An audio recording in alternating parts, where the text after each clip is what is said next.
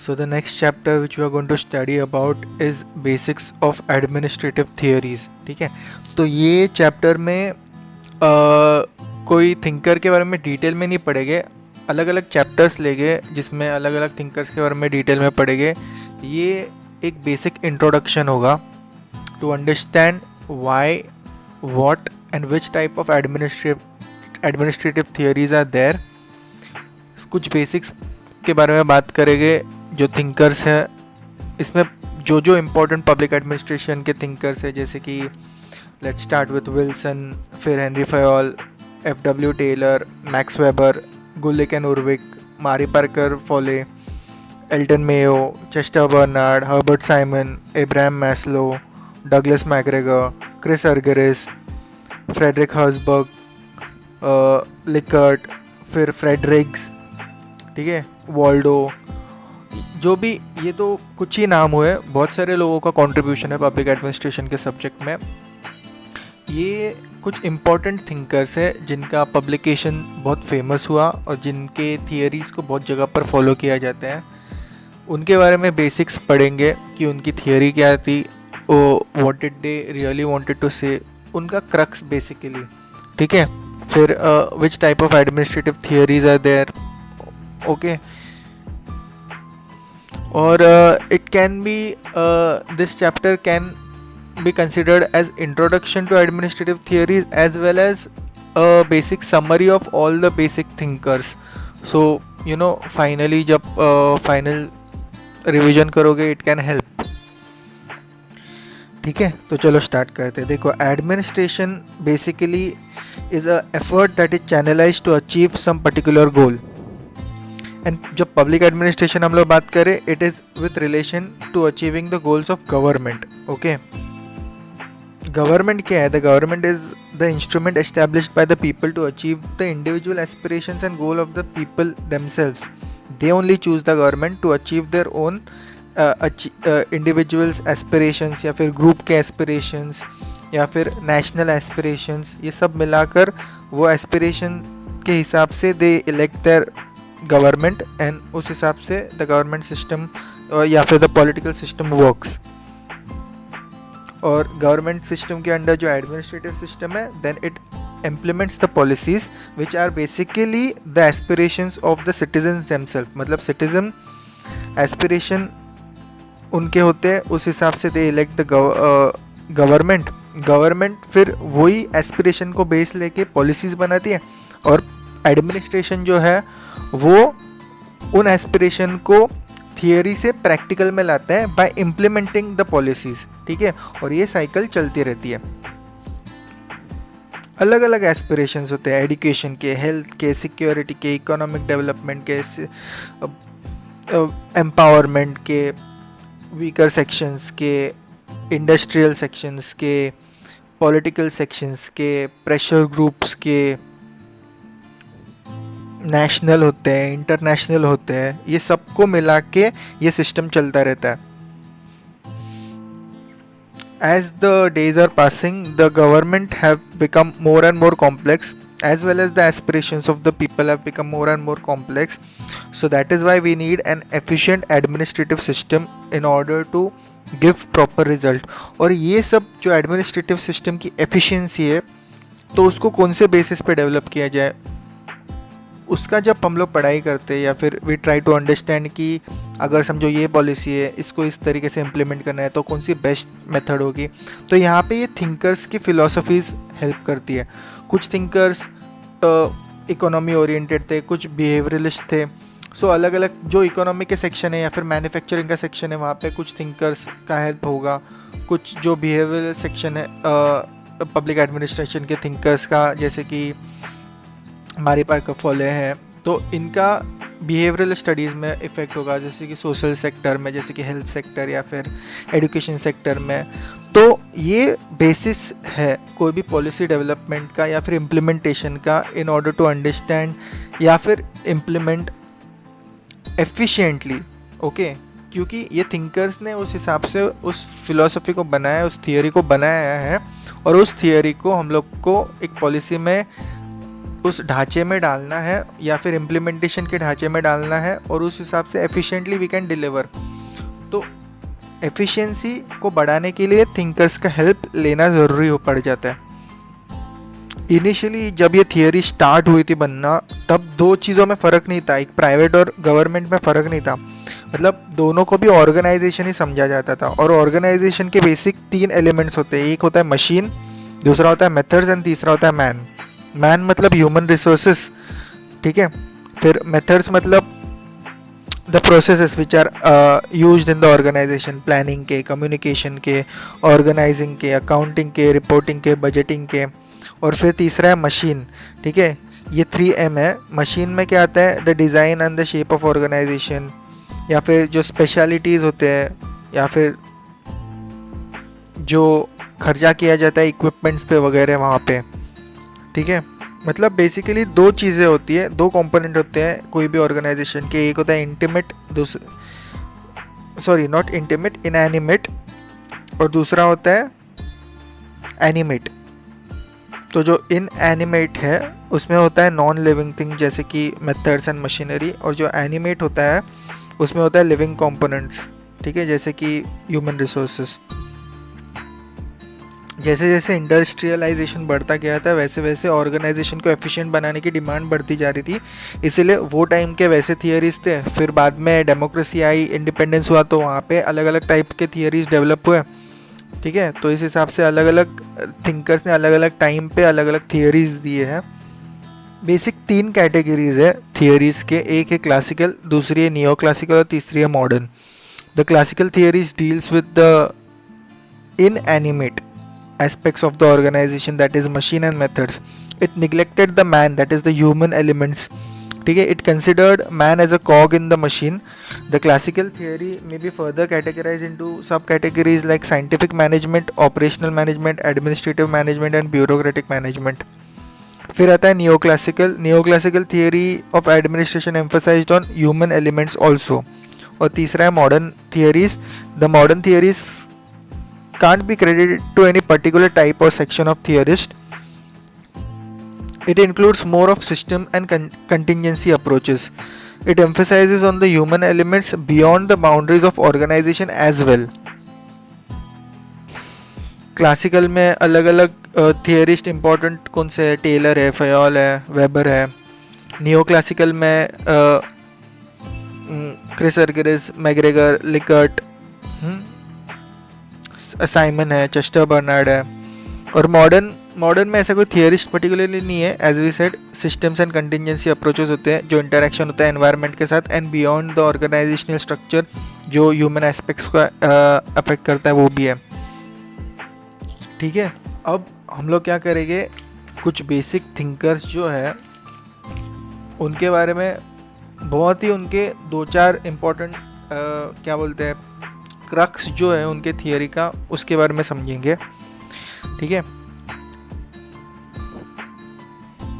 Ancient time से अगर देखा जाए तो एक तो इम्पोर्टेंट जो हम लोग ने हमेशा बात की है अलग अलग चैप्टर्स में भी, जो पब्लिक एडमिनिस्ट्रेशन के इंट्रोडक्शन में भी था और पेपर 2 के स्टार्टिंग चैप्टर में भी है, अर्थशास्त्र के बारे में जो कौटिल्य ने लिखा था। It is actually a combination of economics and state craft. Economics मतलब वित्त शास्त्र एंड स्टेट क्राफ्ट, दंड नीति, ठीक है। कौटिल्य's अर्थशास्त्र mainly discusses 3 aspects of science of public administration. एक तो इसमें principles of public administration, machinery of government and the management of personal also. फिर वही टाइम पे अगर यूरोपियन एरिया में देखा जाए तो मैकियावेलीज का the Prince important kind of theory था जो यूरोपियन कॉन्सेप्ट के लिए था। फिर ये अर्थशास्त्र इंडियन कॉन्सेप्ट के लिए था। फिर ईस्टर्न एशिया में लेट्स से चाइना में इम्पोर्टेंट थियरी जिसकी फॉलो की जाती है वो थी सुन्जू की। सुन्जू जो बुक था द आर्ट ऑफ वॉर, उसमें बहुत सारी चीज़ों के बारे में लिखा गया है। It is actually considered as a master of soft power, ठीक है। मतलब कि कितना जो भी कोई फाइट है समझो दो एम्पायर्स के बीच में, उसको बिना एक्चुअली ऑन ग्राउंड लड़ते हुए और कितने जगह से लड़ सकते हो और जीत सकते हो उसके बारे में बताया गया है। सो उसमें बहुत सारी चीज़ें हैं, मिलिट्री है, पॉलिटिकल है, बिजनेस है, बहुत सारी चीज़ों के बारे में बात किया है, ह्यूमन रिसोर्स के बारे में बात किया है, इम्पोर्टेंस ऑफ इनोवेशन, एजुकेशन के बारे में, ऑर्गेनाइजेशनल बिहेवियर, लीडरशिप के बारे में भी अगर आप पढ़ेंगे तो उसमें से समझेगा, ये सारे कॉन्सेप्ट बाहर निकलते हैं। ठीक है, ठीक है। तो ये एंशंट पीरियड में हो गया, मैकियावेली का द प्रिंस, अर्थशास्त्र कौटिल्य का, और सुन्जू का द आर्ट ऑफ वॉर। ठीक है, मतलब यूरोप, इंडिया और ईस्टर्न एशिया में हो गया।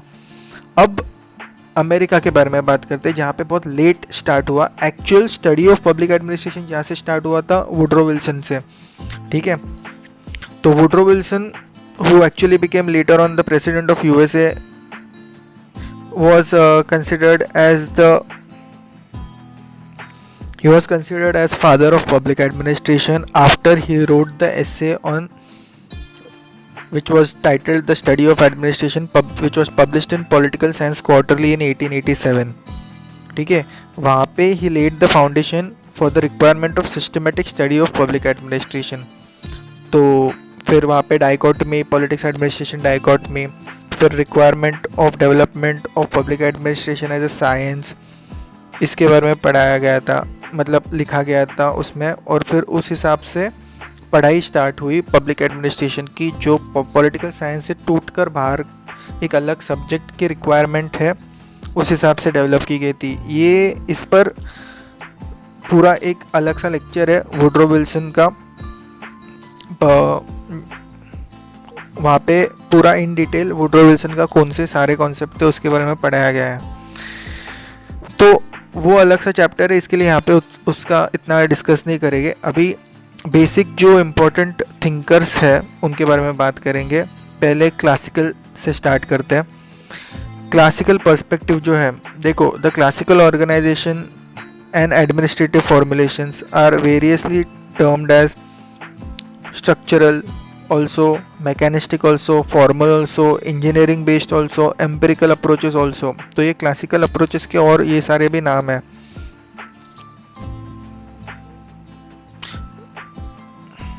इतने सारे नाम दिए गए हैं बिकॉज उनके जो प्रिंसिपल्स जो लोग ने प्रोपाउंड किए थे, they are based on general application.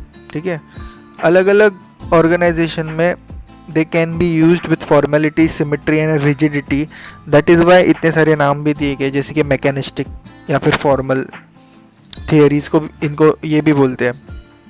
उनको इस हिसाब से डेवलप किया है कि जो basic assumption is that the patterns and behaviour and the relationships of among the men and machinery can be deliberately planned for more efficiency of the organization. But ये theories क्या करती है, they give importance to structure only and they reduce the importance of humans, और they do not consider it as much it is required in the classical perspectives. क्योंकि ये बहुत पुरानी theories थी। जब इंडस्ट्रियलाइजेशन हुआ था, तब जब रिक्वायरमेंट बढ़ गई थी मैन्युफैक्चरिंग की, तो सारे इंडस्ट्रीज सिर्फ मैन्युफैक्चरिंग पर ही ध्यान देते थे, ह्यूमन एस्पेक्ट पे नहीं इतना। बट कुछ थिंकर्स ने उसको भी कंसिडर किया है उसमें, बट नॉट एज मच। ये बेसिक थीम है क्लासिकल पर्सपेक्टिव की। Henri Fayol, F W. Taylor, Frederick Taylor, मतलब मैक्स वेबर, गुली कुर्विक, इनके सारे ये क्लासिक पर्सपेक्टिव थे। तो इसमें सबसे पहले बात करते हैं हेनरी फयोल की। Henry Fayol is one of the earliest administrative theorists to propound universal principles of administration based on his long personal experience in that field. He perceived administration from a manager's viewpoint and confined his analysis mostly to the top managerial functions only. He defined administration in terms of 5 elements: planning, organizing, command, coordination, and control. These 5 elements provide a system of concepts through which managers may seek to clarify their perceptions of activities. He outlined 14 additional principles of administration as well, जिसके बारे में detail में पढ़ेंगे जब Henry Fayol के बारे में अलग सा लेक्चर पढ़ेंगे। which are regarded as fundamental tenets which are applicable to both industrial as well as public administration. तो ये बेसिक थीम थी. देखो वो टाइम के जो क्लासिकल थियरिस्ट थे वो दोनों इंडस्ट्रियल एंड पब्लिक एडमिनिस्ट्रेशन दोनों को इक्वली देखकर ही उन पर थियरीज बनाते थे. Though Fayol was criticized for evolving principles solely based on personal experience, he contributed significantly to the emergence of general theory of administration based on development of efficiency in the administration. ठीक है. But his more focus was on managerial activity. So ये highlights बन जाते हैं. हर एक theory, हर एक जो thinker है, ठीक है, ये सारे थिंकर्स हैं ना जिनके बारे में हम लोग बात कर रहे हैं, हर एक थिंकर का यहाँ पे आपको क्लियर नहीं समझ में आएगा. हर एक थिंकर का अलग से लेक्चर बनेगा, उसमें उनके बारे में डिटेल में बात की गई है. उनके थियरी क्या थी, क्यों थी, कैसे डेवलप किया, क्या क्या उसमें फैक्टर्स लिए गए हैं, उनका क्रिटिसिज्म भी देखा गया, उनका इवैल्यूएशन भी किया गया है. ठीक है. यहाँ से ये सिर्फ नाम है, ये बेसिक इंट्रोडक्शन है, हल्का सा ऊपर ऊपर से समझ में आने के लिए कि ये बाबा ये एडमिनिस्ट्रेटिव थियरीज क्या है, कैसी है, थिंकर्स कौन है, इतना ही. फिर F.W. Taylor. Okay, he was a pioneer in management science. He conducted studies during his early part where he was working also. वहाँ पे भी he was working in a steel manufacturing unit. तो वहाँ से ही started his studying and doing his experiment to understand the managerial science or या फिर management science to increase the efficiency of production in industrial settings. So ये थोड़ा industrial settings की तरफ इनका झुकाव था. The impact of his studies was so great that the management which was earlier considered as an art was now given the status of science. ठीक है. तो आर्ट और साइंस ये दो अलग चीज़ें होती है, मतलब उनमें कुछ ऐसा रिजिड बाउंड्री नहीं होती है. बट पहले आर्ट समझा जाता है, जैसे कि कुछ ही लोगों को आता है, पर साइंस क्या होता है उसके एक बार फंडामेंटल्स बन गए, उनके बेसिक 4-5 चीज़ें बन गई तो वो कोई भी सीख सकता है, तो उसको फिर साइंस बोला जाता है. He was an engineer by profession and training. ठीक है. टेलर का मेन ऑब्जेक्टिव क्या था मैनेजमेंट में, that was to secure maximum prosperity to the employer as well as he considered. उसकी जो थियरी उसमें से एम्प्लॉई को भी बहुत ज़्यादा फ़ायदा मिलेगा. बट फिर उस पर क्रिटिसिजम्स हुए, अलग अलग फिर वापस theories I. But in general his theory was कि उस एक्चुअली वो बहुत बड़ी थियरी थी. वो पूरा चैप्टर अलग से जब लेक्चर पढ़ेंगे उसमें समझेगा कि बहुत बड़ी थियरी थी वो. तो उसमें ही considered every aspect of the organisation but more in an efficiency and industrial settings में. Okay. And he emphasise on developing it as very particular cut to cut science, मतलब scientifically trained and scientifically selected man. ठीक है. कुछ fundamental parameters बनाए, उसके ऊपर ही सब कुछ चलने लगा. सो दैट अल्टीमेटली रिजल्ट आना चाहिए कि there shall be increase in production which will logically result in the profits of the industry as well as therefore wages भी बढ़ेंगे वर्कर्स के. तो इस हिसाब से ही कंसिडर्ड दैट सबको फ़ायदा हो रहा है उसके थियरी से. अलग अलग वर्क का टूल्स बनाया, एक वर्कर के लिए भी एंड एक मैनेजर के लिए भी टेलर ने. ठीक है. He insisted on high degree of specialization to achieve better performance. ठीक है. फिर उसमें थियरी ऑफ फंक्शनल फोरमैनशिप है, उसमें बहुत सारी थियरीज हैं, मेंटल रेवोल्यूशन के वगैरह जो अलग चैप्टर में पढ़ेंगे, जो टेलर पे चैप्टर बनेगा उसमें.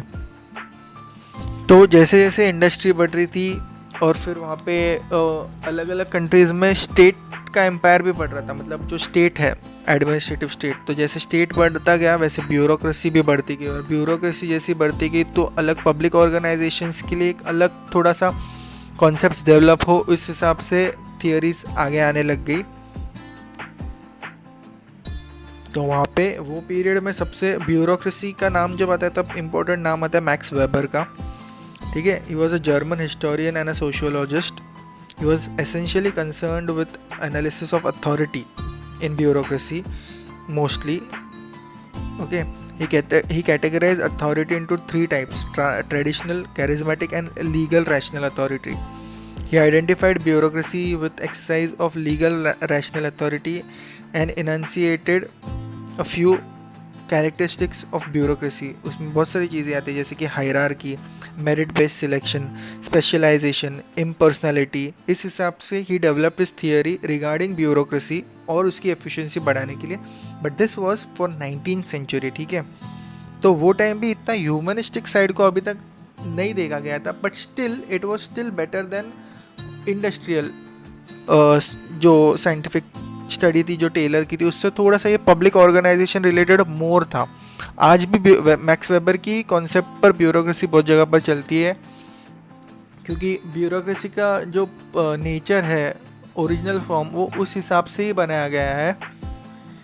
तो ये थियरी जो है बहुत ज़्यादा इम्पोर्टेंट है. ठीक है, he assumed that any organization possessing these characteristics can perform its functions and most rationally they can deliver the maximum efficiency and effective results. ठीक है, तो उसका मानना ये था कि जो ये सारे प्रिंसिपल्स को फॉलो करेगा, हायरार्की या फिर लीगल रैशनल अथॉरिटी को, वो ऑर्गेनाइजेशन सबसे अच्छा एफिशिएंट रिजल्ट्स देगा. ठीक है, he considered his bureaucratic model as the most ideal type of model which is required for bureaucracy. ठीक है, मतलब इतना ज़्यादा एम्फेसिस उसने भी दिया है. तो और सारे जनरेशन ने या फिर वो टाइम के थिंकर्स ने या फिर वो टाइम के पब्लिक ऑर्गेनाइजेशंस ने भी इस जो थियरी को इतने अच्छे से अपने ऑर्गेनाइजेशन में इम्प्लीमेंट कर दिया कि वो बेंचमार्क स्टैंडर्ड सेट हो गया. ये most widely use theory consider की जाती है पब्लिक एडमिनिस्ट्रेशन में. ठीक है, क्योंकि ये इतना मैनेजरियल ओरिएंटेड नहीं है, ये पब्लिक एडमिनिस्ट्रेशन ओरिएंटेड या बेसिकली ब्यूरोक्रेसी ओरिएंटेड है. उसमें इतना ज़्यादा ब्यूरोक्रेसी के बारे में पढ़ाया गया है या फिर समझा गया है, तो उसको एनालिसिस किया गया है कि सब कुछ. ऑथर्स उसको ब्यूरोपैथोलॉजी भी बोलते हैं, टू अंडरस्टैंड द ब्यूरोक्रेसी, ये मैक्स वेबर के कॉन्सेप्ट को. कुछ जगह पर इश्यूज हुए, जैसे कि थोड़ा सा क्रिटिसिज्म तो हर थिंकर का होता है, जैसे कि ये जो Weberian bureaucracy it was essentially based on more European experience, जैसे कि जर्मन एक्सपीरियंस या फिर फ्रेंच एक्सपीरियंस पे. तो ये जो थियरीज है ये वो टाइम के डेवलप्ड नेशंस थे, ये वो टाइम के डेवलपिंग नेशंस को इतने सूट नहीं हो रही थी. बट स्टिल आज के जनरेशन में हर जगह पे जो भी ब्यूरोक्रेसी है उसमें मैक्सिमम सबसे ज़्यादा इस वेबेरियन ब्यूरोक्रेसी ही बेसिक फ्रेमवर्क प्रोवाइड करता है. ठीक है, तो बहुत ही एसेंशियल है, उसके बारे में अलग सा चैप्टर पढ़ेंगे अलग सा लेक्चर में. फिर क्लासिकल थियरी में लूथर, गुलिक एंड लिंडल उर्विक के बारे में बात करते हैं. गुलिक he was an administrator and Urvik was a management historian. तो ये दोनों ने मिलके एडमिनिस्ट्रेटिव मैनेजमेंट, मतलब थोड़ा कॉम्बिनेशन में एडमिनिस्ट्रेशन एंड मैनेजमेंट के कुछ कॉन्सेप्ट्स के बारे में बात की. By keeping efficiency and economy as two basic values which administration should attain, they tried to develop universal principles to achieve organizational goals as well. गुलिक ने एक एक्रोनिम दिया था जो इम्पोर्टेंट एक्रोनिम है, बहुत जगह पर मैनेजमेंट वो सामने आता है, वो है पोस्ट कॉर्प. ओके, फिर वो टाइम के लिए पोस्ट कॉर्प था. फिर वो बहुत ही अच्छी थियरी थी, पर अलग अलग वापस थिंकर्स ने क्रिटिसिज्म किया उसमें. साइमन ने भी क्रिटिसिज्म किया था. अच्छा देखो, ये सब जब थिंकर्स के बारे में हल्का हल्का एक दो लाइन पढ़ लेंगे, उसके बाद क्या करेंगे, थिंकर्स के इम्पोर्टेंट कंट्रीब्यूशन, मतलब जो उन्होंने कौन सी बुक लिखी उसके बारे में पढ़ेंगे, और जो उनके बेसिक आइडियाज़ थे 2-3 लाइन में, वो एक चार्ट फॉर्म में पढ़ लेंगे. ठीक है, लास्ट में लेक्चर के. अब थोड़ा ह्यूमन रिलेशन की जो मूवमेंट स्टार्ट हुई थी, अभी ये देखो, ये जो मूवमेंट्स एक जगह से दूसरे जगह जा रहे हैं वो जो एवोल्यूशन वाला चैप्टर है उसमें पढ़ाया गया है। एवोल्यूशन का चैप्टर का लेक्चर है अलग से, उसमें पढ़ाया गया कि क्यों एक जगह से दूसरे जगह में वो एवोल्यूशन के कोई अलग अलग पीरियड हुए, 6 बेसिक पीरियड्स थे एवोल्यूशन के पब्लिक एडमिनिस्ट्रेशन के, तो क्यों हुए और कैसे हुए, उसमें के कौन से इंपॉर्टेंट लोग थे उसके बारे में पढ़ाया गया है। तो ये जो बिहेवियरल या फिर ह्यूमन रिलेशन टाइप साइड में कौन से इंपॉर्टेंट थिंकर्स आते हैं, मैरी पार्कर फॉले आते हैं, Elton Mayo, Chester Barnard, Herbert Simon, Abraham Maslow, Douglas McGregor, Chris Argyris, Herzberg, Rensis Likert, ठीक है। इनको पोस्ट क्लासिकल थियरिस्ट भी कहा जाता है। फिर देखो, इसमें इम्पोर्टेंट नाम है मैरी पार्कर फॉले का, मैरी PARKERFOLLETT, ठीक है। She was a political scientist and turned into a management philosopher later on. Her main field of interest was psychological foundation of human activity and emotional factors which affect the human beings, ठीक है। तो इतने सारे male dominated theorist में या फिर thinkers में Mary Parker Follett was an important woman who gave maybe the most important theory related to human side, okay, behavioural side या फिर ह्यूमन एस्पेक्ट को पकड़ के जो थियरी की थी, उसकी सबसे एफिशिएंट थियरी एडमिनिस्ट्रेशन में। कुछ लोग जो इतने सारे इंपॉर्टेंट थिंकर्स हैं उनमें से बहुत ही important theory Mary Parker Follett ने दी थी, ठीक है। So she has set a benchmark regarding the women in public administration thinkers, और उनको देख के कई सारी फीमेल्स पब्लिक एडमिनिस्ट्रेशन की स्टडी में फिर बढ़ी। उसके पहले मेल डोमिनेटेड था ये section of the thinkers in public administration. Mary Parker Follett का concept was related to conflict resolution. देखो, उसमें she had said that conflicts are inevitable in any organisation because there are different attitudes and emotions of individuals which very at various times and they can lead to conflicts. So conflicts should be viewed as, they should be viewed constructively and not to be जो organisation को तोड़ दे ऐसा नहीं देखना चाहिए, उनको constructively देखा जाए, उनको सॉल्व किया जाए। She subscribes to integration concept, okay, as oppose to the domination concept. Domination मतलब ऊपर से एक ऑर्डर छोड़ दो, ऐसा नहीं। She subscribes to more integration करो ऊपर के, और जो दो कॉन्सेप्ट में या दो लेवल ऑफ हायरार्की में अगर कॉन्फ्लिक्ट है तो दोनों में इंटीग्रेशन होना चाहिए to solve this conflict constructively. She felt that just directly giving harsh orders to someone may affect the human dignity and may find resistance from that person, and therefore she rejected the process of harsh and direct orders to individual. So she substitutes this process with what is called as law of the situation, wherein the orders flow from the situation, okay. She highlights the concept of importance of depersonalizing the orders to make the group more cohesive. जब order situational orders अगर देना है तो वहाँ पे leadership, authority, responsibility, ये सारे concepts को पकड़ के she developed her theory. Eventually सब में कोऑर्डिनेशन अच्छा होना चाहिए, और इसी कोऑर्डिनेशन जब अच्छा होगा तो कॉन्फ्लिक्ट का रेजोल्यूशन फास्टर होगा, और कॉन्फ्लिक्ट्स आर इनएविटेबल बट उनको सॉल्व करना चाहिए कंस्ट्रक्टिवली, ये उनका कॉन्सेप्ट था। She can be considered as a link between the classical and the behavioural theorist, ठीक है। तो she was an important link in this chronology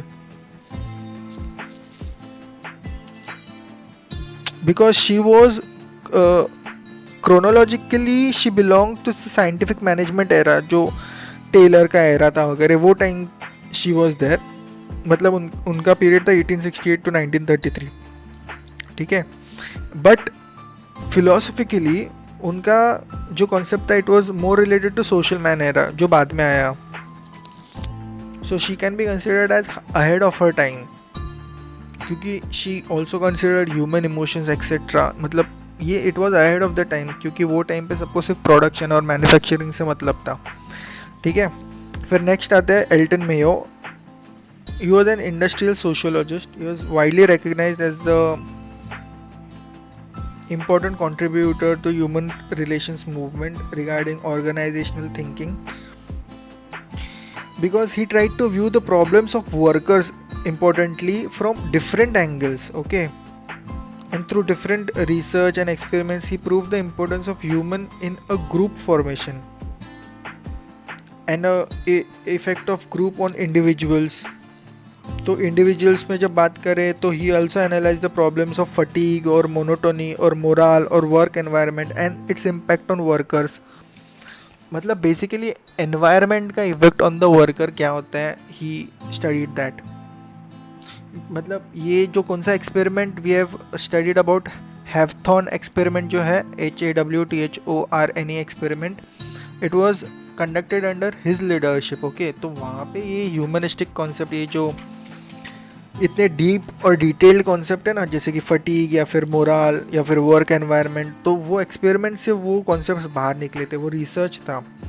और उसके बाद they were integrated in the behavioural studies, जो बहुत आगे जाके it help in to developing this theory beautifully for understanding the human side. ये सारे नॉन फिजिकल वेरिएबल्स थे. मतलब जो टेलर था वो टाइम सब फिजिकल वेरिएबल्स को लिया जाता था. ये सारे नॉन फिजिकल वेरिएबल्स जैसे कि बोर्डम या फिर मोरल, ठीक है, तो इनको भी कंसिडर करना चाहिए टू इंक्रीज द एफिशिएंसी. देखो अल्टीमेट एम कोई भी थिंकर का ये है कि एडमिनिस्ट्रेटिव एफिशिएंसी को इम्प्रूव किया जाए. तो टेलर एक हिसाब से बोलेगा, मैरी पार्कर फॉले एक हिसाब से, एल्टन मेयो एक हिसाब से, मैक्स वेबर एक हिसाब से बोलेंगे. उनका अल्टीमेट एम यही है. बस उनका मानना ये है कि ये कॉन्सेप्ट अगर आप लगाओगे तो एफिशिएंसी बहुत ज़्यादा होगी. ठीक है, इस हिसाब से वो लोग अलग अलग थिंकर्स बन जाते हैं इसके लिए. तो एल्टन मेयो जो एनवायरनमेंट के बारे में बात करें तो he also spoke about an important concept of informal organisation. वो इनफॉर्मल ऑर्गेनाइजेशंस में एम्प्लॉय जो होते हैं ऑर्गेनाइजेशन के अंडर, जो फॉर्मल ऑर्गेनाइजेशन के अंडर ही इनफॉर्मल ऑर्गेनाइजेशन बन जाता है अलग अलग एनवायरनमेंट की वजह से. तो वहाँ से समझना कि एम्प्लॉय का इफ़ेक्टिवनेस या फिर उनका रिक्वायरमेंट क्या है, एस्पिरेशन क्या है, वहाँ से भी निकालना इन्फॉर्मेशन, ये सारे कॉन्सेप्ट इतने डिटेल में पढ़ाया गया था या फिर एल्टन मेयो ने इसके बारे में लिखा था. तो यहाँ पे इनफॉर्मल और फॉर्मल ऑर्गेनाइजेशन में कम्युनिकेशन का कॉन्सेप्ट को बहुत ज़्यादा एम्फसाइज एल्टन मेयो ने किया था कि एफिशिएंट कम्युनिकेशन कैसा हो. फिर चेस्टर बर्नार्ड के बारे में बात करते हैं. ठीक है, he was an highly successful executive. Okay, he is sometimes considered as spiritual father of social system school regarding the organisational and administrative या फिर पब्लिक एडमिनिस्ट्रेशन कॉन्सेप्ट में. क्यों? Because he directed his more attention towards the relationship between the component parts. अलग अलग जो component parts होते हैं administrative system के, उनके बीच का रिलेशन जो है उसको एफिशिएंटली ग्रो कैसे किया, उस पर उनकी थियरीज थी. कौन से बुक में? In the function of executive which he published in 1937. ठीक है, तो Bernard he actually began his analysis on the basic premise that individuals have basic physical, social and biological limitations. To him, the most effective method of overcoming this limitation is cooperative social action, on which he builds his theory of the organization. ठीक है, he defines organization as a system of consciously coordinated activities of two or more persons या फिर components. ठीक है, the organization comes into being when there are persons who are able to communicate with each other and are willing to contribute action also, not just communication, to accomplish a common purpose. तब वो organization का दर्जा मिल सकता है उसको, ऐसा ही said. Bernard का जो कॉन्सेप्ट था, it was not really, he did not focus on the economic man concept. ठीक है, but he propounds a concept of contribution, satisfaction, equilibrium instead of economic man concept. मतलब इसमें क्या था, द इंडिविजुअल का कंट्रीब्यूशन जो है it depends on the personal satisfaction that he derives as a result of participation in any activity of the organisation, and the satisfaction in turn it depends on the incentives which he gets. Okay, उसमें का एक concept है economic concept, जो economic satisfaction होता है या फिर incentive होता है, but he also considered non material concept such as opportunity for distinction, prestige, personal power, desirable physical condition of work environment, okay, sense of adequacy, patriotism। तो ये सारे कॉन्सेप्ट को ही ऑल्सो एडेड, इसीलिए वो सिर्फ economic में नहीं है, वो थोड़ा ह्यूमन का सेटिस्फेक्शन लेवल कितना जा सकता है उसके काम में, और उसके काम को अगर उसके काम से अगर उसको अलग अलग जगह से, नॉट जस्ट इकोनॉमिकली, जैसे कि प्रेस्टीज, एडिक्वेसी, इम्पोर्टेंस ऐसा फील हो रहा है, so he will give is more, and फिर इवेंचुअली एफिशिएंसी ऑर्गेनाइजेशन का बढ़ेगा। तो उस हिसाब से ही गिव इज थियोरी। देखो ये सारे कॉन्सेप्ट जो ये थिंकर्स दे रहे हैं, you can use one concept from different thinkers in any policy building later on, which will, मतलब अलग अलग एरियाज़ के रिक्वायरमेंट देख के you can use one concept of each and every thinker, or maybe some thinkers, and you can develop a policy which will eventually improve the administrative system of your country। ठीक है, और ये सिर्फ India के बारे में बात नहीं है, कोई भी कंट्री के बारे में। these are like basics जो पब्लिक एडमिनिस्ट्रेशन को मोर एफिशिएंट बनाने के लिए गाइडलाइंस है, ये सारे प्रिंसिपल्स या फिर थियरीज। सो बेसिकली बर्नार्ड क्या बोलते हैं, ऑर्गेनाइजेशन का existence depends on the equilibrium between the contributions and the satisfaction of the employees. ठीक है, तो अभी साइमन के बारे में बात करते हैं। ही वॉज फ्रॉम 1916 to 2001, उनका ये पीरियड था, सो कंसिडरेबली थोड़ा से मॉडर्न है। He was very critical of the administrative studies of the scientific management era, and he called them superficial and oversimplified and it lacked realism, ऐसा उनका मानना था। He was particularly critical of generalization of universal principles जो Fayol ने या फिर Taylor ने या फिर गुलिक ने दिए थे, and he criticized them as just proverbs or myths which do not apply to the real situations as they have mentioned it, ऐसा। ठीक है, कि उनके जो साइंटिफिक टाइम के थियरीज है उसमें बहुत सारी एम्बिग्विटीज़ है, ऐसा ही क्रिटिसाइज देम। तो साइमन जो है, his main concern was to develop a general theory of administration based on the principles governing the human behaviour, क्योंकि अभी ये बिहेवियरल का एरा चल रहा था। So he did generalisation of administration principles regarding the human behaviour. ठीक है,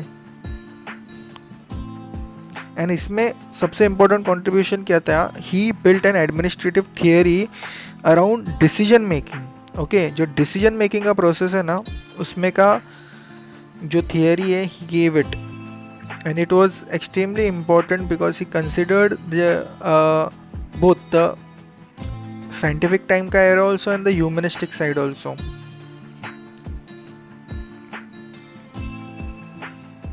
He described all the administrations as decision making, मतलब एडमिनिस्ट्रेशन में सबसे इम्पोर्टेंट कॉन्सेप्ट है डिसीजन मेकिंग का, ऐसा मानना था। And he explain the various factor which are involve in the decision making process. To him decision making is a choice, और it's like choosing between different available alternatives. ठीक है, in such a process the individual is condition by both the value and the factual premises. तो ये दो चीज़ें, value premises and factual premises के बारे में बात की थी। Though it is not easy to isolate value and factual premises, he emphasised that the administration should be based more on facts side. Okay, मतलब यूँ ही अपना इमोशंस या फिर वैल्यूज़ को एक एडमिनिस्ट्रेटिव ढांचे में इतना ना डाले, पर्सनल को, जो जनरल कॉन्सेप्ट है, जनरल वैल्यूज़ है, उसको पकड़े, और जो फैक्चुअल प्रीमाइसेस है उसके हिसाब से बेस्ट डिसीजन ले। ठीक है, देयरफॉर रैशनैलिटी के कॉन्सेप्ट डेवलप हुआ था वहाँ, मतलब पहले भी हुआ था, बट ये हर्बर्ट साइमन के साइड से ऐसा रैशनैलिटी का कॉन्सेप्ट था। मतलब Rationality, according to Simon, is another important factor in decision making. In decision making process, the decision maker is influenced by both rational as well as non-rational elements. A complete knowledge and better understanding of the non-rational element is also very essential to make administration more and more rational. ठीक है, मतलब क्या non rational है ये समझना बहुत ज़रूरी है to become rational.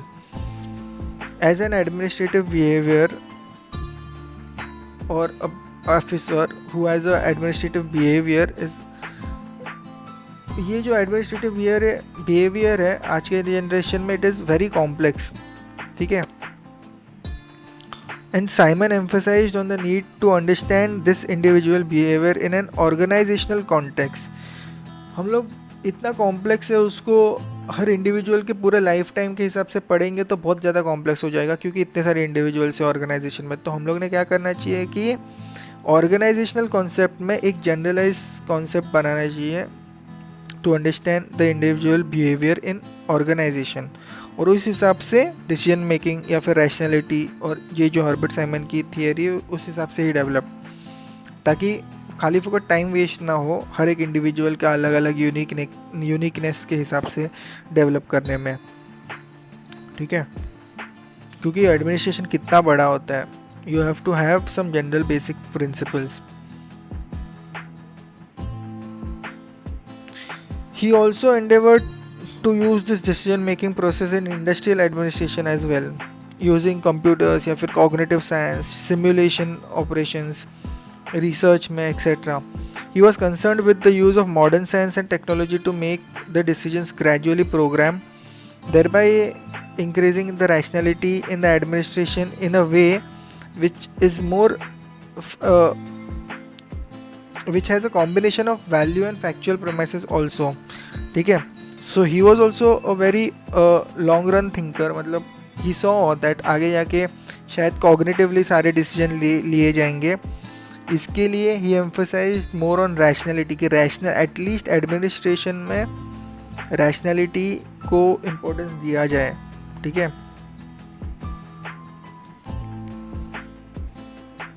but as I said, he considered both value and factual premises, but he emphasized on factual premises more to use rationality.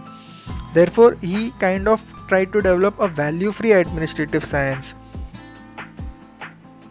ठीक है, इसीलिए वो थोड़ी इंडस्ट्रियल एरियाज को भी हेल्प करती है, क्योंकि it is more value free. क्योंकि पब्लिक एडमिनिस्ट्रेशन जो है it has to be more value oriented also, वो वैल्यू फ्री होके इतना नहीं चलता. ठीक है, बट आज के जनरेशन में ये पब्लिक प्राइवेट का कॉन्सेप्ट इतना डिफरेंट नहीं है, दोनों सेम लाइन पर ही चलते हैं. दे considered both value also and factual premises also. ठीक है, सो हर थियरी का वो एक पीरियड होता है, वो पीरियड में वो थिंकर आता है, ही गिव्स थियरी, कुछ 10-20 साल तक एफिशिएंट वो यूज़ होती है, फिर उसका डिक्लाइन होता है. ठीक है, तो ये साइमन के बारे में था, यहाँ पे डिसीजन मेकिंग को एम्फोसाइज किया गया था. फिर बहुत सारे थिंकर्स हैं जैसे कि Abraham Maslow, Douglas McGregor, Chris Argyris, Rensis Likert, Herzberg. They also gave great significance to human behavior in the organization and psychological character of the individuals that lay the foundation for development of their individual theories. Okay, ये सारे जो thinkers के बारे में बात की थी उनकी theories का बेस वहाँ से ही आता है, थोड़ा ह्यूमनिस्टिक साइकोलॉजिकल साइड से. और इन्होंने बहुत सारे सब्जेक्ट्स में से ये साइकोलॉजिकल अंडरस्टैंडिंग की थी इंडिविजुअल की, सोशियोलॉजी से, फिर सोशल साइकोलॉजी से, इंडस्ट्रियल साइकोलॉजी से, इकोनॉमिक्स से, बहुत सारी चीज़ों से. अभी इसमें एब्राहम मैस्लो के बारे में बात करते हैं. He developed the theory of human motivation. Okay, motivation के बारे में बात की पर्टिकुलरली ज़्यादा करके in terms of the hierarchy या फिर अलग अलग चीज़ों के बारे में. मोटिवेशन कैसे एक एक स्टेज के हिसाब से बढ़ता है या कम होता जाता है, या कैसे बढ़ता है या कब बढ़ता है, किसके बाद बढ़ता है, किसके वजह से रुका हुआ होता है. He gave that. So he identified 5 important needs of human. एक होती है साइकोलॉजिकल नीड, फिर security, social need, self-esteem need and self-actualization need. Okay, so these needs, उसका एक ट्रायंगल बनता है, वो अलग से जब उनके बारे में पढ़ेंगे उसमें डिटेल में समझ में आएगा. बहुत इंपॉर्टेंट और ब्यूटीफुल थियरी है. ठीक है. These needs can be arranged in an hierarchical order wherein the psychological needs are at the ये जो 5 नीड्स थे उसमें पहली साइकोलॉजिकल नहीं, फिजियोलॉजिकल थी. ठीक है, मतलब कौन सी, I will make a correction. Physiological need, security, फिर सोशल नीड, फिर self esteem need and self actualisation. Okay, तो फिजियोलॉजिकल सबसे नीचे आती है बेसिकली और सेल्फ एक्चुअलाइजेशन सबसे ऊपर आती है ट्रायंगल में. फिजियोलॉजिकल ना समझे, फिजिकल नीड समझ लो, फूड, शेल्टर वगैरह, ह्यूमन नीड्स जो फिजिकल नीड्स होती है वो. If any particular need is not satisfied, the individual experiences dissatisfaction and is always motivated to satisfy his own needs. जो need है उसकी, he is always running behind that and he is motivated because of that only. Once a need is fulfilled, he experiences satisfaction. A satisfied need, according to Maslow, causes to be a motivator. ठीक है, मतलब जिसका खुद का need है, ही can motivate also other people. जिसका खुद के नीड्स दे आर क्लियर्ड और सेटिस्फाइड. जैसे एक एक नीड सेटिस्फाई होती जाती है वैसे वैसे इंसान ऊपर ऊपर चलता जाता है. ठीक है, जिनको सिर्फ फिजिकल नीड्स चाहिए होती है they are very low on the rank. फिर उसके ऊपर सोशल नीड्स आती है, फिर उसके ऊपर सेल्फ एस्टीम, सेल्फ एक्चुअलाइजेशन. तो ये जो ट्रायंगल है बहुत अच्छे से you have to take it ahead. Okay, और इसमें बहुत सारी चीज़ें हेल्प करती है. Your environment, parents, friends, your books which you read, spirituality. सबसे इम्पोर्टेंट, इट हेल्प्स जब करके अगर आगे निकलना है, ये तो इसमें ज़्यादा अटक करके नहीं रहना कोई लेवल में, तो spirituality helps. Then many things, फिर प्रेस्टीज, पावर, वो सब भी है. जैसे कि अगर आप कोई बड़े पोस्ट पे चले गए तो एक एक नीड क्लियर होती जाती है. So he was very neutral. Okay, he did not say कि ये ज़रूरी है. उसने as a third person he analysed people and he said ये 5 लेयर्स होती है. ठीक है, he gave a very neutral concept for understanding the human psychology. अब ये मैस्लो कॉन्सेप्ट हायरार्की का, जो नीड्स का हायरार्की है, उसको ऑर्गेनाइजेशन में, पब्लिक एडमिनिस्ट्रेशन में कैसा यूज़ करें. So he suggested that organizations must provide opportunities and rewards to satisfy the needs of the members of the organization, which motivates them to make their contribution and move ahead even in organization as well as in life. मतलब अगर basically किसका organisation में development आगे हो रहा है तो उसका लाइफ में भी डेवलपमेंट आगे हो रहा है. तो इस हिसाब से वो नीड सेटिस्फाई हो रही है. So he is more satisfied person. So he is himself motivated, he can motivate others. उस हिसाब से अदर्स जो वर्कर्स है, they will get motivated and they will work more and eventually वो ऑर्गेनाइजेशन की एफिशिएंसी एंड प्रोडक्टिविटी को increase होगा उसमें से. ठीक है, फिर डगलस मैकग्रेगर के बारे में बात करते हैं. ही treats the problem more confidently and more optimistically. Okay, he starts with an example of factors of individual behavior and investigates this phenomena of individual behavior regarding the enthusiasm या फिर कोई resistance है organization में उस हिसाब से. Then he systematically moves into micro level understanding of individual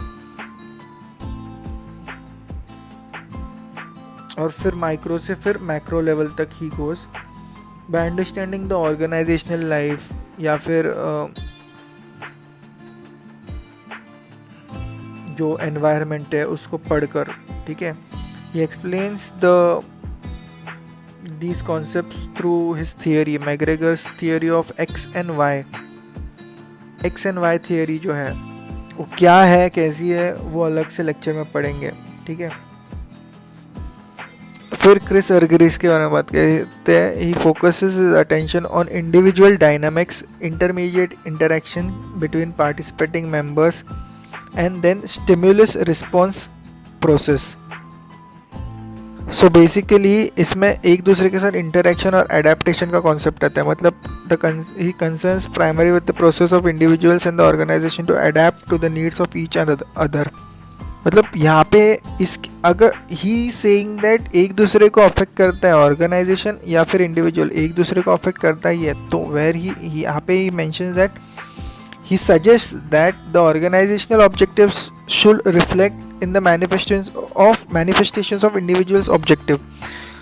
अगर individual का ऑब्जेक्टिव और ऑर्गेनाइजेशन का ऑब्जेक्टिव मैच करेगा तो दोनों एक ही तरफ जाएंगे, तो दोनों एक दूसरे को वैसे भी इन्फ्लुएंस कर रहे तो पॉजिटिवली इन्फ्लुएंस करेंगे, ऑप्टिमिस्टिकली इन्फ्लुएंस करेंगे, तो प्रोडक्टिविटी ऑर्गेनाइजेशन का बढ़ेगा.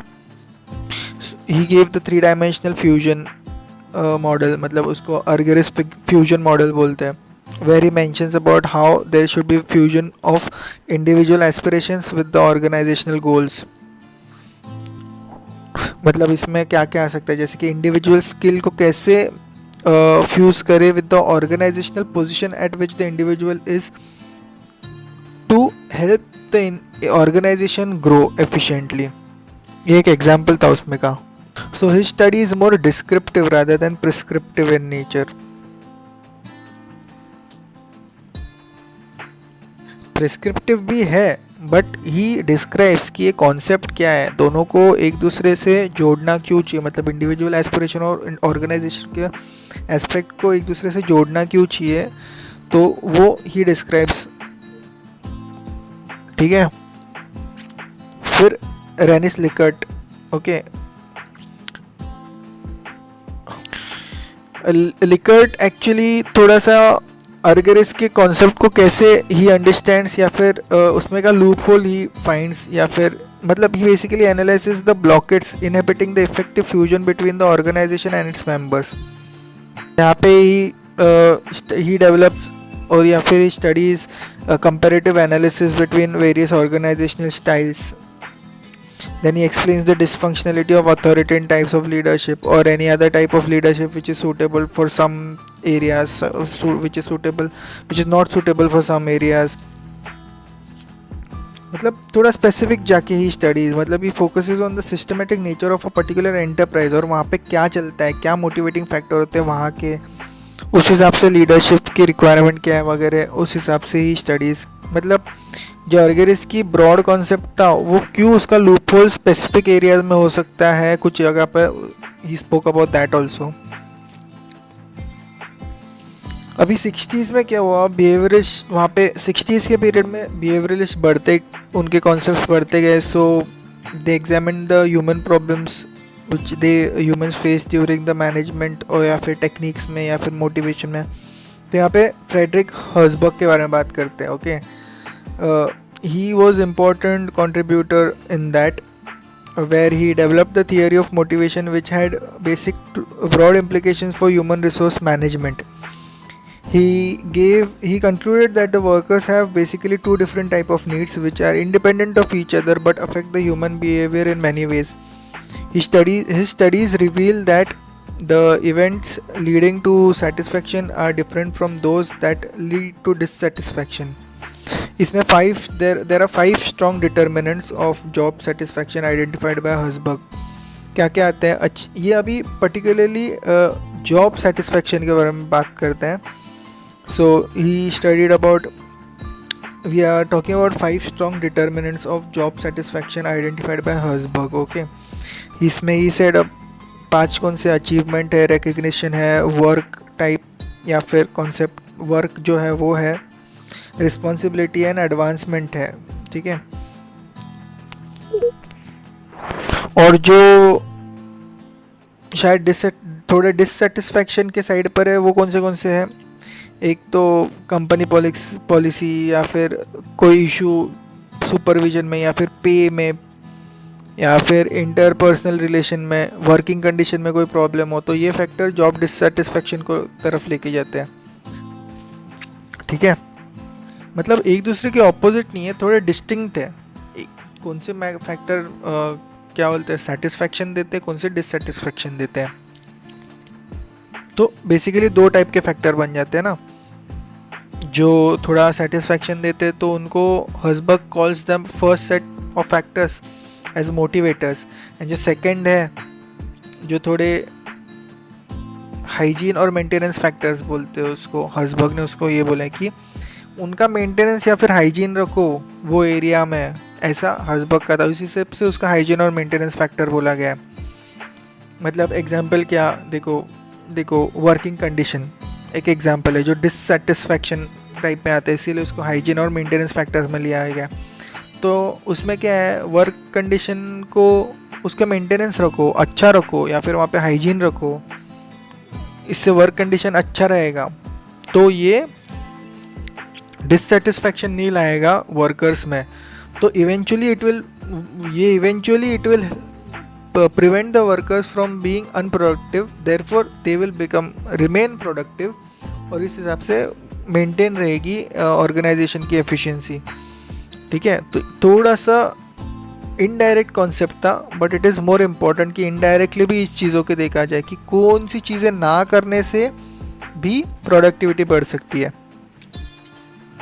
मतलब इसके पहले जो भी बिहेवियरलिस्ट आते थे, दे फोकस्ड ऑन, हर्जबर्ग के पहले जो भी आते थे फोकस्ड ऑन जॉब एनलार्जमेंट और जॉब रोटेशन।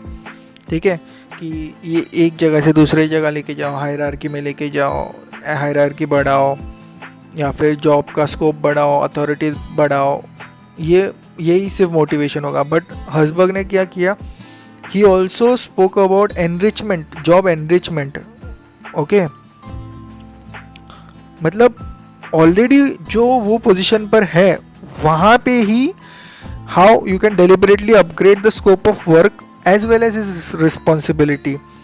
ओके, उस हिसाब से मतलब वो एरिया में भी एफिशिएंसी बढ़ाने के लिए वही टाइम पे व्हाट यू कैन डू। मतलब एग्जांपल क्या कि यू रिमूव एक्सटर्नल कंट्रोल्स, थोड़ा इनोवेशन के लिए स्कोप दो वही जगह पे, या फिर कोई एडिशनल अथॉरिटी दे दो वही जगह पे, वही पोजीशन पे। तो इस हिसाब से भी you can develop the efficiency of the organisation. ये हर्जबर्ग का कॉन्सेप्ट था जॉब एनरिचमेंट का। अभी थोड़ा आगे जाके नए थिंकर्स के बारे में बात करते हैं। देखो, after the second world war many African या फिर Asian countries they attained independence, and फिर वहाँ पे डेवलपमेंट शुरू हुआ, तो they try to adopt the western administrative models. तो उसमें कुछ इश्यूज आते थे। तो इन दिस कॉन्टेक्स्ट एक थियोरी, कोई किसी को तो ज़रूरत थी थियोरी डेवलपमेंट करने की। ठीक है, फिर वहाँ पे कंपैरेटिव पब्लिक एडमिनिस्ट्रेशन का ग्रोथ हुआ ये एरा में, जहाँ पे क्रॉस कल्चरल या फिर क्रॉस नेशनल एडमिनिस्ट्रेटिव स्टडीज़ के बारे में समझा गया था। तो इसमें सबसे इम्पोर्टेंट जो थिंकर थे वो थे फ्रेड डब्ल्यू रिग्स। ठीक है, he was a pioneer in this field and he developed many analytical models and approaches to study the comparative public administration concept. ठीक है, he used three important analytical approaches, एक तो था ecological, दूसरा है structural functional, and तीसरा है ideal. ये तीन मॉडल्स थे। ठीक है, he emphasized that the administration and the environment influence each other and therefore an understanding of the dynamics of the process is necessary to understand the administration. This is termed as ecological approach. In analyzing the administrative systems from an ecological point of view, Riggs mainly used structural functional approach using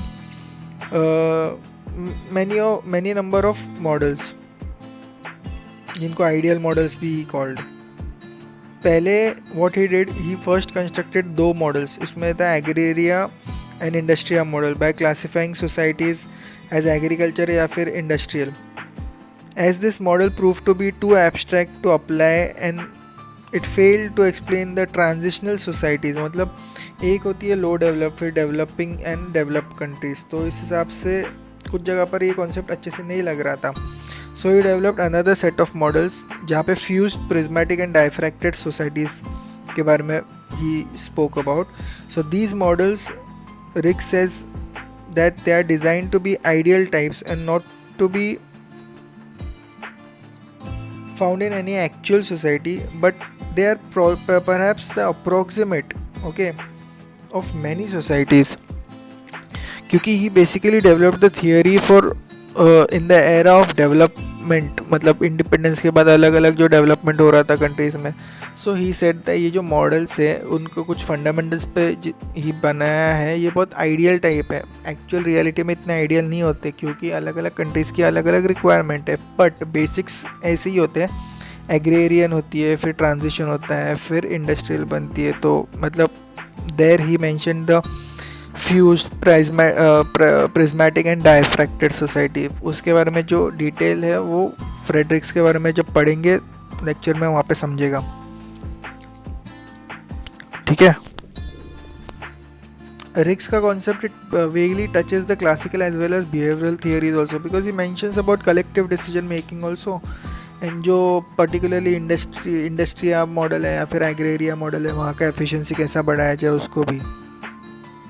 ठीक है. अभी ये जो 20th century जैसे develop हो रहा था तो पब्लिक एडमिनिस्ट्रेशन में पब्लिक पॉलिसी डेवलपमेंट को बहुत ज़्यादा इंपॉर्टेंस दिया गया था. तो यहाँ पे एक इम्पोर्टेंट थिंकर थे येहेस्केल ड्रॉर, YEHEZKELDROR. ठीक है. So he attempted to carve out special field of policy science where he basically studied various studies he did in identifying the inadequacies and the weaknesses in the public policy making in the contemporary societies of world in various areas. ठीक है. So he emphasized on systematic knowledge, structured rationality and organized creativity in order to develop better public policy. He mentioned there is a gap between actual policy making and जो implementation होता है, इस gap को कम करना was his intention. तो इसमें बहुत सारी चीज़ें आती है जैसे कि मेथड जो है पॉलिसी मेकिंग की, ऑर्गेनाइजेशनल स्ट्रक्चर या फिर क्वालिफिकेशन ऑफ पॉलिसी मेकर्स, ये सबको भी कॉन्सेप्ट को ऐड करके how you can reduce that gap in order to develop a better policy which will eventually lead to better efficiency of administration. इसके बारे में ही spoke. फिर जो भी चैलेंजेस है जैसे कि मॉडर्नाइजेशन या फिर अलग अलग चैलेंजेस जो आते हैं पॉलिसी डेवलपमेंट या इम्प्लीमेंटेशन या फिर गैप पढ़ने में, उसके बारे में also he spoke. He also spoke how can you use different subjects, economic, sociology, history, in order to integrate it in the administrative policy making to make more efficient public policy. Even he mentioned about how public opinion is important, culture is important, behavior is important, personal management in the organization is important, process of policy making is important, the environment of interaction between the policy making is important. तो ये जो knowledge है वो efficiently implement policy में कैसे किया जाए, उसकी एफिशिएंसी इंटीग्रेशन की कैसे बढ़ाया जाए, उस पर ही वर्कड. ठीक है. फिर let's talk about Dwight Waldo. He is also considered as a defining figure in this discipline of public administration. He did not clearly accept the politics administration dichotomy. He also spoke about how politics will always affect the administration. फिर Minnowbrook conference वगैरह जो हम लोग ने पढ़े evolution में, वहाँ पे we have mentioned or spoken about Dwight Waldo's contribution to public administration. Okay. He also identified different stages of development like classical, neoclassical, modern organization, etc. He analyzed their nature जैसे कि comparative and development administration का nature. He also most important contribution जो Dwight Waldo का था वो था कि he played a significant role in the new public administration movement, which उसका जो NPA का जो गोल था to establish new directions for the field of public administration, उसमें he gave his basic analysis and theories जो new public administration and later on फिर new public management पे भी उसका इफेक्ट पड़ा था. NPA क्या है, NPM new public administration, new public management क्या है, we have discussed it in different lectures. Okay. मतलब he also mention how administration shall develop in the private sector also, कि वहाँ पे कौन से फीचर्स है, फिर एडमिनिस्ट्रेशन पॉलिटिक्स के साथ कैसा रिलेशन है, एक दूसरे का इफेक्ट वगैरह. फिर उसमें से new public management, new public administration specifically कैसा डेवलप होगा. ओके, वो मिनोब्रुक कॉन्फ्रेंस वगैरह जो है वो लेक्चर में समझ में आ जाएगा, वॉल्डो के जो पहले अपलोडेड है. फिर Peter Drucker, okay, he was considered as a management guru, and he believed that the term management is very generic and does not relate to any particular profession like business or anything. ठीक है, so he was first to see management as a profession. ठीक है, मतलब management administration वो कैसे art, फिर science, फिर profession की तरफ, जो प्रोफेशन की तरफ जो लेके गए थे वो थे पीटर ड्रकर.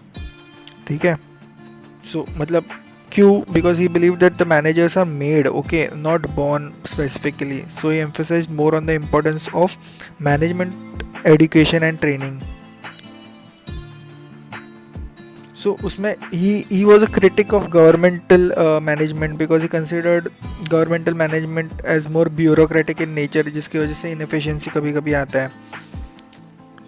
ठीक है, so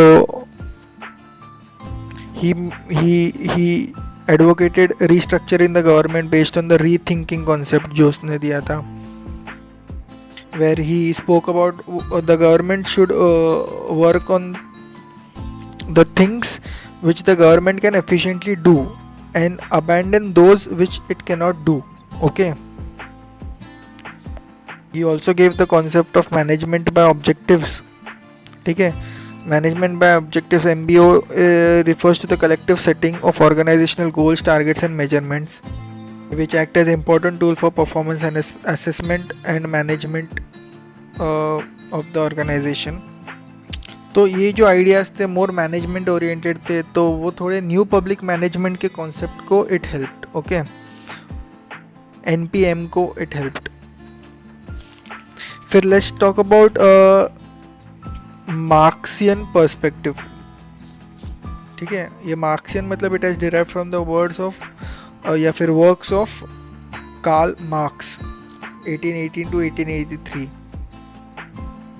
and others like Frederick Engels, ENGELS.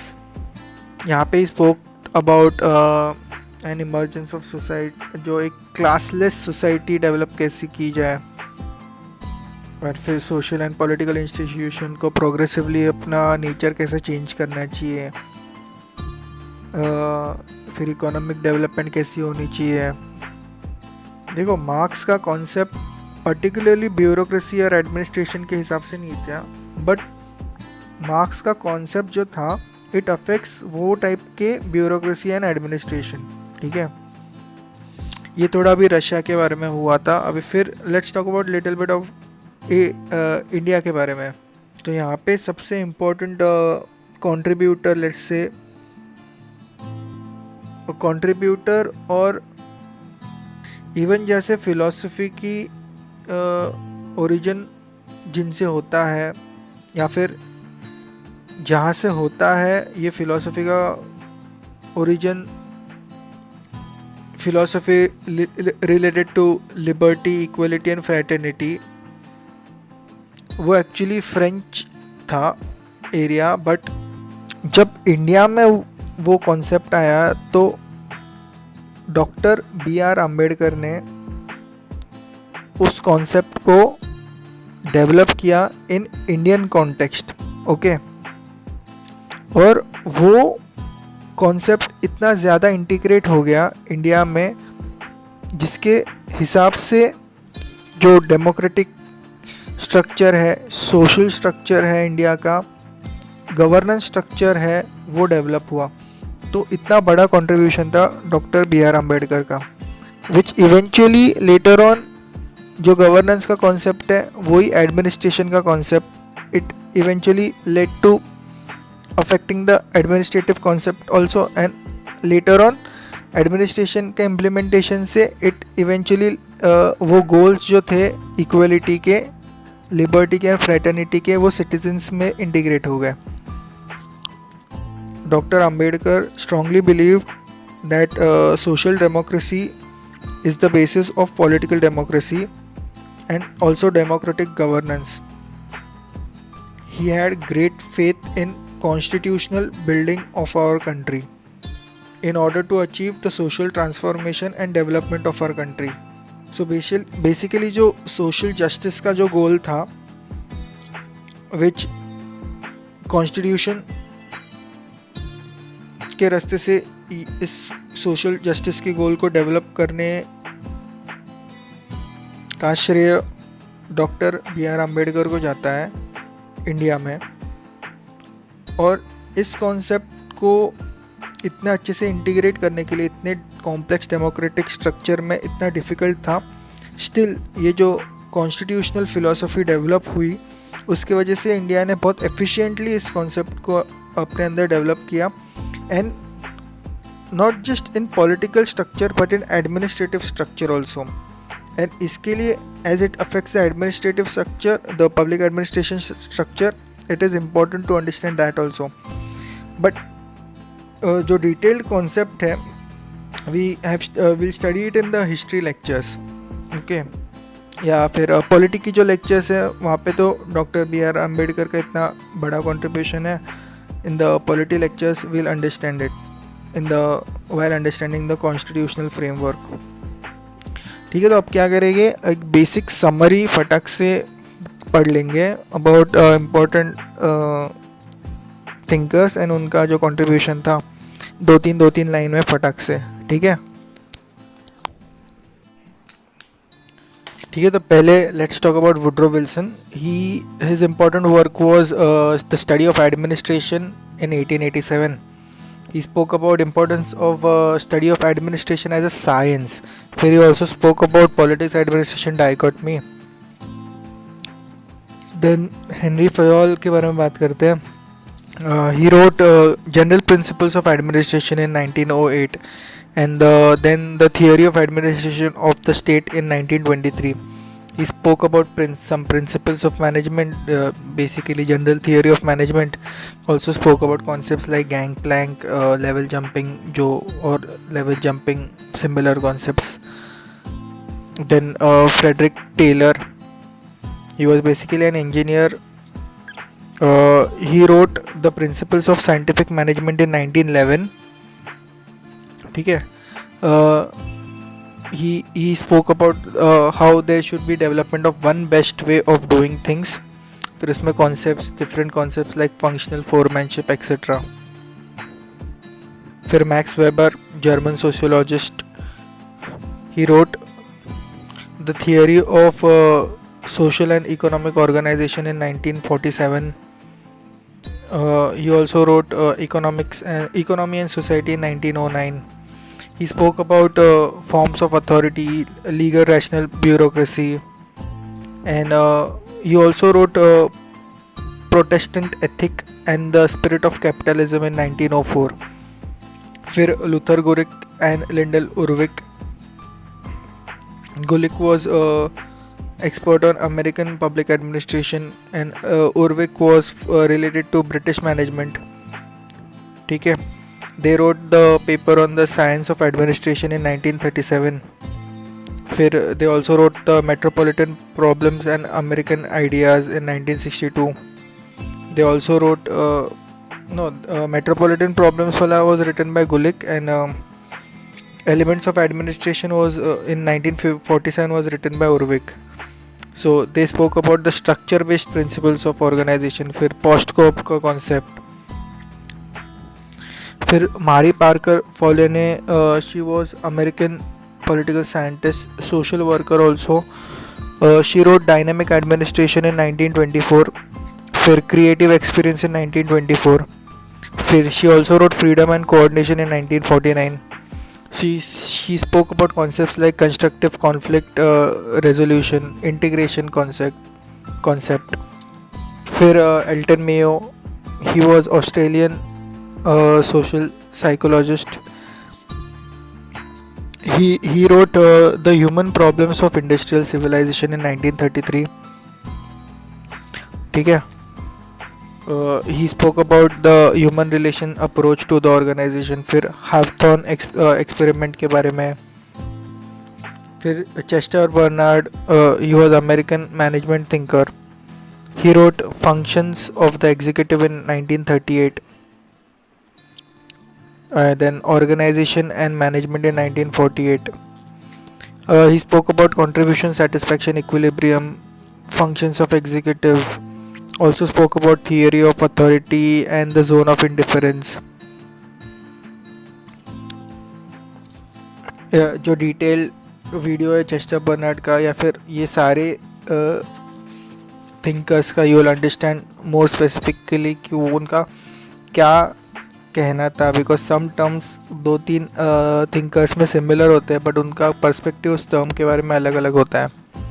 फिर Herbert Simon, American political scientist and economist. He wrote administrative behaviour in 1947 and he also wrote the new science of management decision in 1960. So he spoke about administration as decision making science, उसको कैसे develop किया जाए. ठीक है. Then Abraham Maslow, he was also American psychologist. He spoke about the motivation he wrote motivation and personality in 1954. Then he wrote a theory of human motivation in 1943. He spoke about hierarchy of needs like self-actualization वगैरह. फिर Douglas McGregor, American, he wrote the human side of enterprise. He also wrote the professional manager in 1967. He spoke about the theory X and theory Y. ठीक है. फिर Chris Argyris, again American behavioural theorist and management writer. Basically all these were management writers also. वहाँ से ही फिर public administration में development हुआ. He wrote personality and organisation in 1957 and organisational learning in 1978. He spoke about maturity theory. He also spoke about T group techniques, single loop, double loop learning, organizational learning, etc.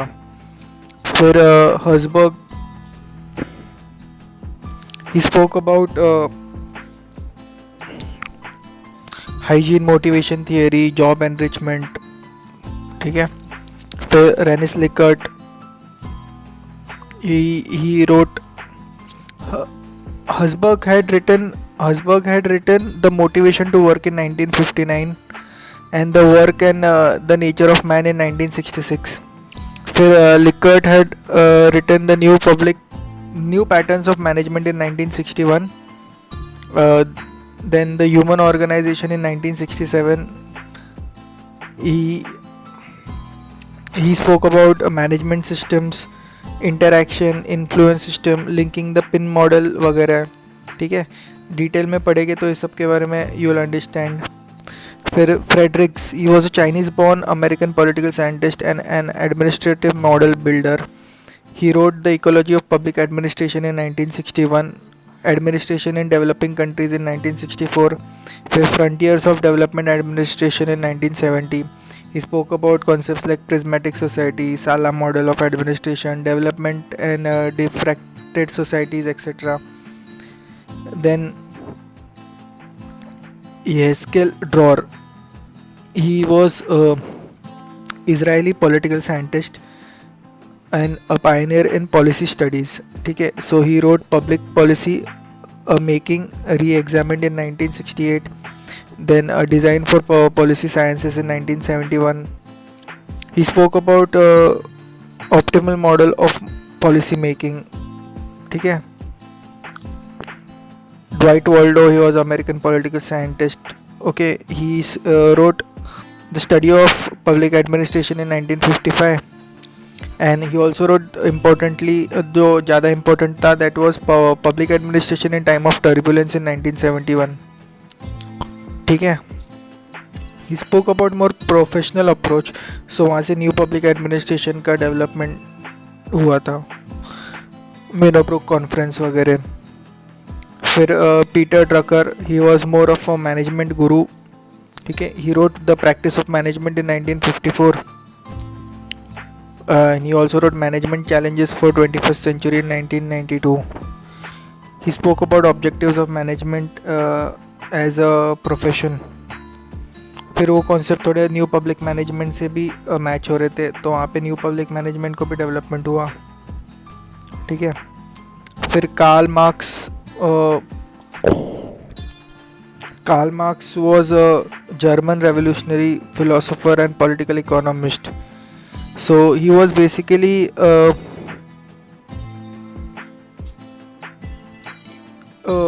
Karl Marx की philosophy later on became a political philosophy. So his influential works में क्या क्या आता है, a critic of Hegel's philosophy of rights in 1844, then a contribution to critic of political economy in 1859, ठीक है। Then Dr. B.R. Ambedkar, he was an important figure in the constitutional development of India and also for the development of concept of social justice in India. He is regarded as father of Indian Constitution. Few of his important works, उसमें सबसे important किताब आती है The Annihilation of Caste in 1936. Then some important speeches of his in various books, also very important speeches in the drafting of constituent assembly debates. He developed the constitutional concept which led to the basis of governance and which eventually led to the basis of public administration in India. So his contribution is great in this area as well, and also in many other areas, which eventually lead to development of a constitution based on the constitutional philosophy and based on which administration was developed through the governance concept, which is eventually based on the constitution. फिर ancient time में Kautilya, he was related to concepts of Arthashastra, नीति शास्त्र, Chanakya Niti. He gave the Saptanga theory of elements of state, मतलब state craft and related to economics and how administration of that time shall be handled. So वहाँ से भी public administration के concept develop हुए. फिर Machiavelli's the Prince, फिर sun Tzu's the Art of War, ठीक है. सो ये सारे कॉन्सेप्ट्स मिलके एक इंटीग्रेटेड सब्जेक्ट बना पब्लिक एडमिनिस्ट्रेशन.